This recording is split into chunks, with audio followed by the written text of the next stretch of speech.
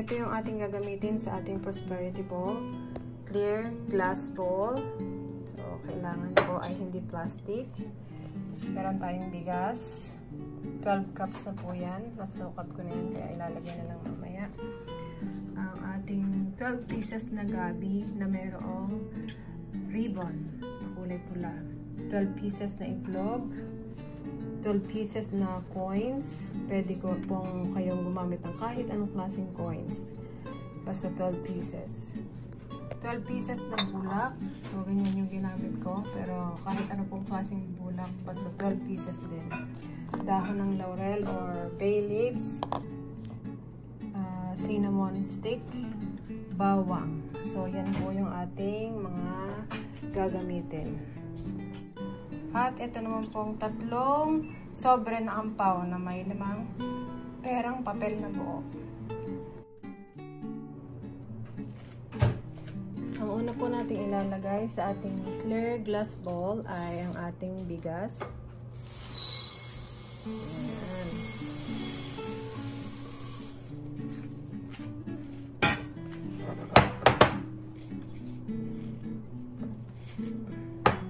Ayan. Pagkatapos ay ilalagay na natin ang ating itlog. Ang itlog po na gagamitin natin ay hilaw. So, ilalagay na lang siya paikot.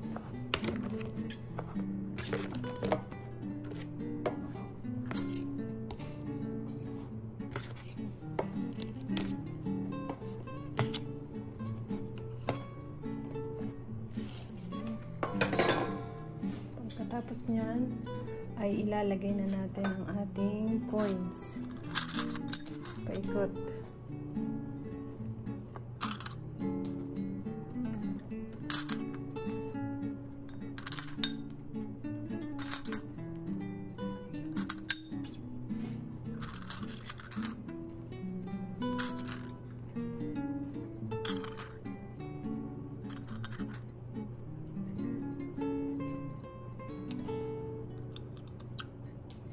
Pagkatapos ay ang ating cinnamon stick. Tatayo naman po ito.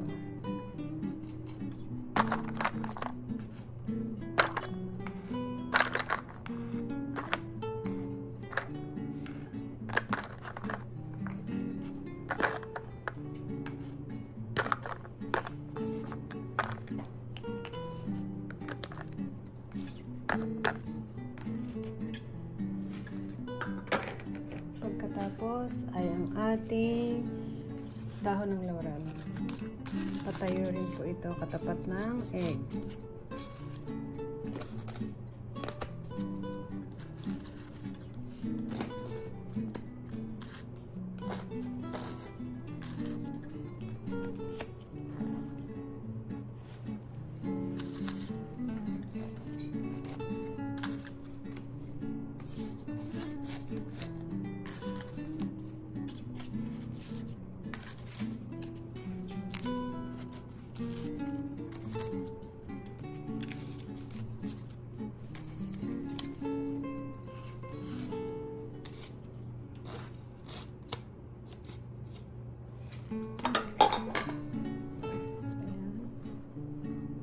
Pagkatapos ay ilalagay na natin ang ating bulak.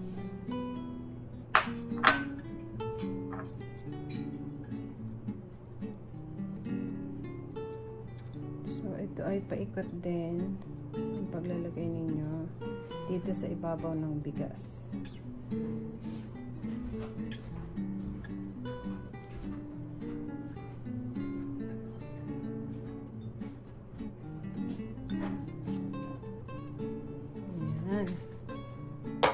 Ang isusunod naman natin ay itong ating 12 bawang.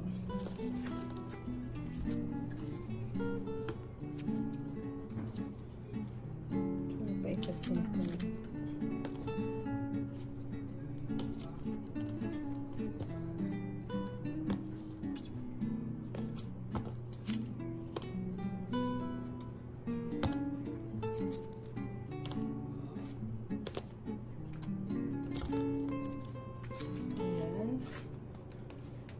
ang sunod po ang ating ilalagay ay ang ating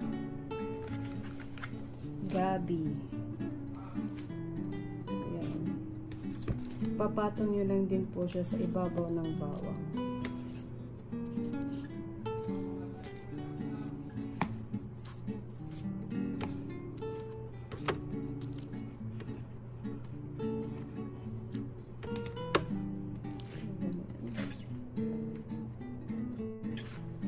At yung huling ilalagay natin, itong 3 piraso ng sobrang pula or ampaw na may lamang perang buo. Yan, sa loob. So, kahit anong klaseng pera po na buo ang ilagay niyo, pwede po. So, ako ang ginamit ko po dito is $20. Yan. So, ito na siya.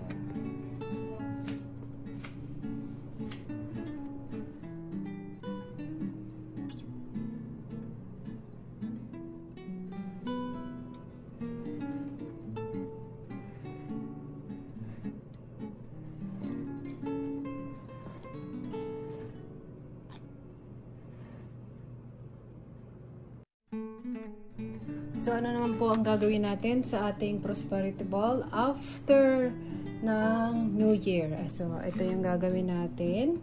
Lahat po ng pwede nating lutuin, pwedeng kainin, ay pwede nating gawin. Okay? Ang itlog, pwede nyo iluto.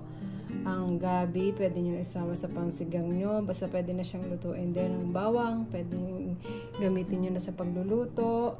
Ang bigas, pwede nyo na pong isaing. And then, ang cinnamon stick, pwede nyo po siyang i-keep. Kasi ako ang ginagawa, kinikip ko po yan ng buong taon. Dahon ng laurel, kinikip ko rin po siya. Kasama siya ng sobrang pulang ito. Itong mga sobrang pulang ito ay diyan ko po inilalagay yung mga ikikip ng buong taon. Even yung pera po na nasa loob, hanggat maaari, huwag nyo po siyang gagastusin. At yung perang barya, kasama din po siya dito sa sobrang pula na ikikip nyo. Ulitin ko po, hanggat maaari ay huwag nyo po siyang gagastusin. Ayan. So yan, nasabi ko naman ang lahat. At sa mga nagtatanong kung saan naman po ito ilalagay, ito po ay ilalagay nyo sa altar or sa center table ninyo. Huwag nyo po itong ilalagay sa dining table kung saan doon nyo po inilalagay yung mga pagkain nyo, doon kayo kumakain or doon kayo lang maghahanda. Huwag nyo po doon ilalagay. So, yan. Yan. Thank you for watching.